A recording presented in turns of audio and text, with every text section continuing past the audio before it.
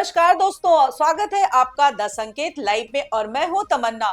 आज की खबर सुनकर आप हैरान रह जाएंगे। वाराणसी के रहने वाले एक यूपीएससी छात्र के बैंक अकाउंट से साइबर ठगों ने 25 करोड़ रुपए का लोन निकाल लिया। जी हां दोस्तों, 25 करोड़ से ज्यादा की रकम। और छात्र को इसकी जानकारी तब हुई जब वो 3500 रुपए का लाइब्रेरी पेमेंट भी नहीं कर पाया। सोचिए जरा, जिस अकाउंट में कुछ हजार का ट्रांजैक्शन फेल हो रहा हो, उसमें अचानक 25 करोड़ 59,15,000 रुपए का निगेटिव लियन यानी लोन दिखने लगे तो किसी पर क्या बीतती होगी। यह मामला सिर्फ एक छात्र के साथ हुई धोखाधड़ी नहीं, बल्कि हमारे बैंकिंग सिस्टम, साइबर सिक्योरिटी और पहचान दस्तावेजों की सुरक्षा पर गंभीर सवाल खड़े करता है।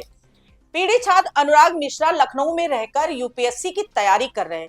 जनवरी 2026 में वह दिल्ली के करोल बाग इलाके में स्थित एक लाइब्रेरी में पढ़ाई कर रहे हैं। 17 जनवरी को उन्होंने गूगल पे के जरिए 3500 रुपए का पेमेंट करने की कोशिश की, लेकिन बार बार पेमेंट फेल हो गया। तो उन्हें लगा कि शायद नेटवर्क की दिक्कत होगी। लेकिन जब उन्होंने मोबाइल बैंकिंग ऐप से अपना अकाउंट चेक किया तो उनके होश उड़ गए। अकाउंट में 25 करोड़ 56,15,000 रुपए का निगेटिव लियन दिख रहा था, यानी उनके खाते पर इतनी बड़ी राशि का बकाया लोन दर्ज था। अनुराग ने तुरंत आईसीआईसीआई बैंक के कस्टमर केयर पर कॉल किया, जहां से उन्हें नजदीकी शाखा जाने को कहा गया। 19 जनवरी को वह लखनऊ के हजरतगंज स्थित शाखा पहुंचे। वहां से उन्हें जीएसटी ऑफिस भेजा गया। जीएसटी अधिकारियों ने जो जानकारी दी वह और भी चौंकाने वाली थी। किसी अज्ञात व्यक्ति ने उनके पैन कार्ड का दुरुपयोग करके वाराणसी की आईसीआईसीआई बैंक शाखा में एक करंट अकाउंट खुलवाया और फिर उत्तरा एंटरप्राइजेज नाम की एक फर्जी फर्म दिखाकर करीब 25 करोड़ का निगेटिव लियन यानी बैंकिंग व्यवस्था के जरिए भारी वित्तीय दायित्व खड़ा कर दिया। यह company Sarnath road B54/4 Ashok Vihar colony के पते पर पंजीकृत बताई गई और राज्य जीएसटी विभाग में शिकायत के बाद इस खाते पर निगेटिव लियन लगाया गया था। अनुराग का कहना है कि उन्होंने कभी कोई कंपनी नहीं खोली, ना ही किसी करंट अकाउंट के लिए आवेदन किया। ऐसे में उनके पिता कमलेश कुमार ने 13 फरवरी को वाराणसी साइबर क्राइम थाने में मुकदमा दर्ज कराया। उन्होंने तहरीर में कहा कि उनके बेटे के नाम और पैन का इस्तेमाल कर बड़ा फ्रॉड किया गया और बैंक की भूमिका भी संदिग्ध लगती है। फिलहाल साइबर क्राइम थाना मामले की जांच कर रहा है, लेकिन सबसे बड़ा सवाल यह है कि क्या यह सिर्फ पैन कार्ड के आधार पर इतना बड़ा करंट अकाउंट और फिर 25 करोड़ का वित्तीय दायित्व बनाया जा सकता है? क्या केवाईसी प्रक्रिया इतनी कमजोर है या फिर अंदरूनी मिलीभगत की आशंका से इनकार नहीं किया जा सकता? अब यहां एक और महत्वपूर्ण बात समझना जरूरी है। निगेटिव लियन या निगेटिव रिटर्न शब्द को लेकर काफी भ्रम होता है। सामान्य निवेश की भाषा में निगेटिव रिटर्न का मतलब होता है जब आपके निवेश पर मिलने वाला रिटर्न महंगाई दर से कम हो, यानी वास्तविक रूप से आपकी क्रय शक्ति घट रही हो।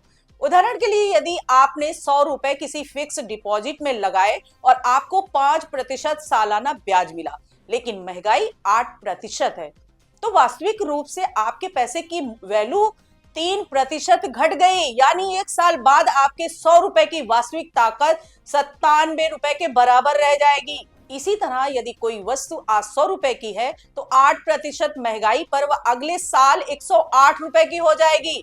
लेकिन आपका निवेश 105 रुपए ही बना तो आप घाटे में हैं। इसे ही निगेटिव रिटर्न कहा जाता है और इसी से जुड़ा है रूल ऑफ 70, जिसके अनुसार 70 को महंगाई दर से भाग देकर आप अंदाजा लगा सकते हैं कि आपकी रकम कितने वर्षों में आधी हो जाएगी।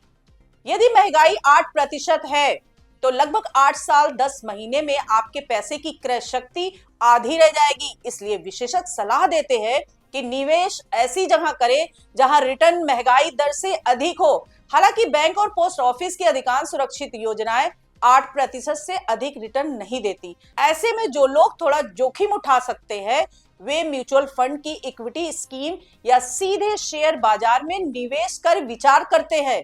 लेकिन अनुराग के मामले में जो हुआ वह पारंपरिक निगेटिव रिटर्न नहीं, बल्कि कथित तौर पर बैंकिंग प्रणाली के जरिए उनके नाम पर एक भारी वित्तीय दायित्व खड़ा कर दिया गया है। जिससे उनका खाता ब्लॉक जैसा हो गया और साधारण ट्रांजैक्शन भी संभव नहीं रहा। यह मामला हमें कई महत्वपूर्ण सबक देता है। पहला, अपने पैन कार्ड, आधार कार्ड और बैंक डिटेल की सुरक्षा बेहद जरूरी है। दूसरा, समय समय पर अपने बैंक खाते और सिविल रिपोर्ट की जांच करें ताकि किसी भी अनधिकृत लोन या अकाउंट का पता समय पर चल सके।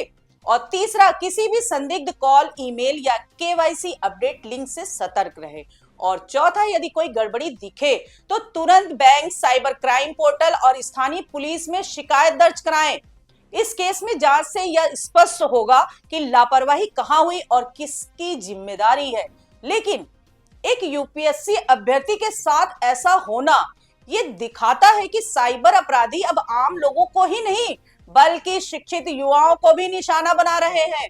क्या हमारा बैंकिंग सिस्टम इतने बड़े फ्रॉड से निपटने के लिए तैयार है और क्या दोषियों तक सख्त कार्रवाई पहुंचेगी? यह तो आने वाला समय ही बताएगा। फिलहाल इस खबर ने एक बार फिर चेतावनी दे दी है कि डिजिटल युग में जागरूकता ही सबसे बड़ी सुरक्षा है। आप इस मामले पर क्या सोचते हैं? अपनी राय कमेंट्स में जरूर लिखें। चैनल को सब्सक्राइब करें। आज के लिए इतना ही। नमस्कार दोस्तों।